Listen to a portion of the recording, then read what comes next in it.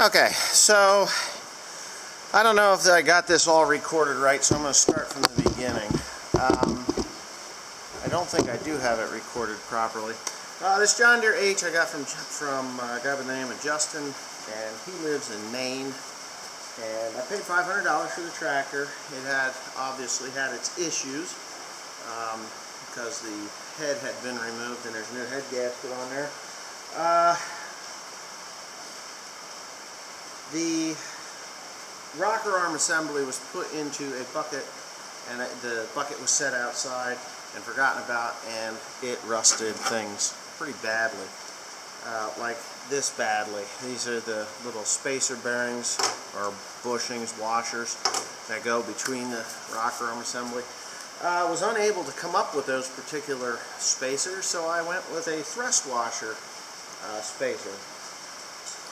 So what I'm doing now is, because this thing has push rods on it that are like friggin' 2.5 feet long, and it's amazing how long they are.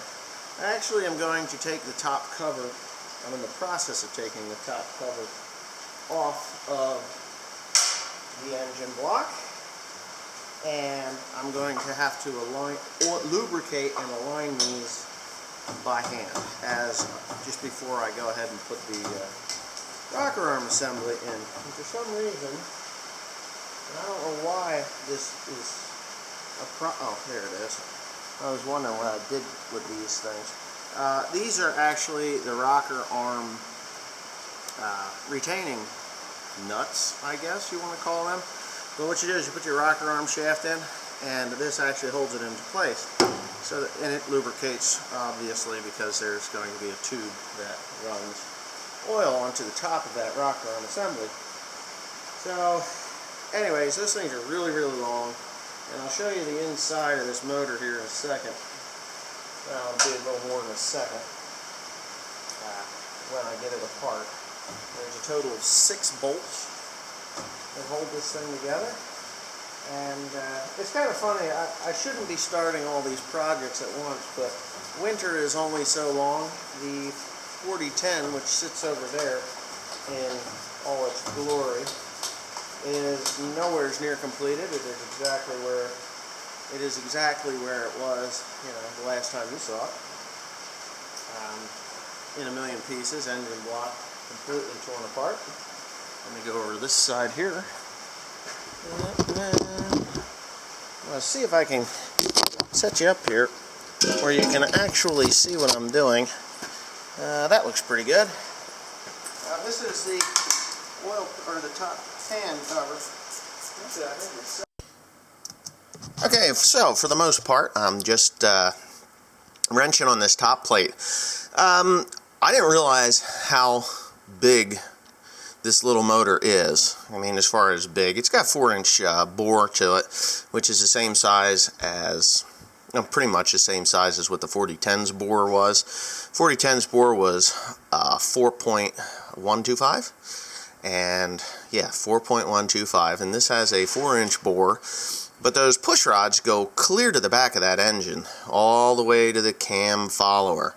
This does not have lifters on it. It has a cam follower, which is kind of like a rocker arm assembly, and you'll see it a little bit in the next section of this video. But wow, I mean, those push rods literally were 2 foot or more long. They're huge. So anyway, it's just me trying to get to the back of this thing, and there's 7 bolts in the top plate, which covers the connecting rods, and you can see pretty well in there. I know I did get some comments from some guys, or one guy in particular, stating that they were a little bastard engine to work on, which I don't feel that they are. I mean, the top plate, yes, it is kind of small, and when you have hands like I have, it's kind of hard to get them down in there. But for the most part, if you pull the valve cover off, pull the rocker arm assembly out, and pull those push rods forward, you can get down into the engine pretty easily to take the connecting rods and stuff off, the rod ends. Now, I believe I haven't taken the rods off of this tractor, and I'm pretty certain that they are the non-replaceable bearings. I didn't have to. The guy that I bought this from I believe he had already done it because those connecting rods are tight. Tighter than the other tractor that you will see at the end of this video. But yes, they were very, very tight. And they weren't too tight. I mean, they were where they belonged. But yeah, so here's the next part. You can see those push rods. I got that one pulled pretty much out. But it goes all the way back to the rocker arm assembly, or the cam follower, all the way at the back. Maybe I can show you a little better on this side of the tractor. Yeah, you can probably see back in there a little better. I don't know. Maybe not. You can see the connecting rods. I don't think they've ever been touched, to be quite honest with you. They look... This light is not helping me. Yeah. I don't think there's any oil down in the bottom of this thing either. Which it is plumb dry. Dry as a fart down there, if you're lucky. But anyways, the oil pump is there. And what I have to do is fish those things up on there as easy as I possibly can, which is no big deal. It's pretty simple. Should be very easy. Which, it's nice I tore that apart because I'm going to be able to clean that out of there. Little tiny pistons in there, you can see them. This thing has been disassembled. I can see the assembly lube that Justin has put on there. So there's assembly lube. This tractor was put together properly. Yeah, so he did have it apart at some point. Someone did anyway. So I'm going to get those push rods put together there. And then I'm going to go ahead and I'm going to slide that whole assembly into the front here, and you can watch me struggle with that later.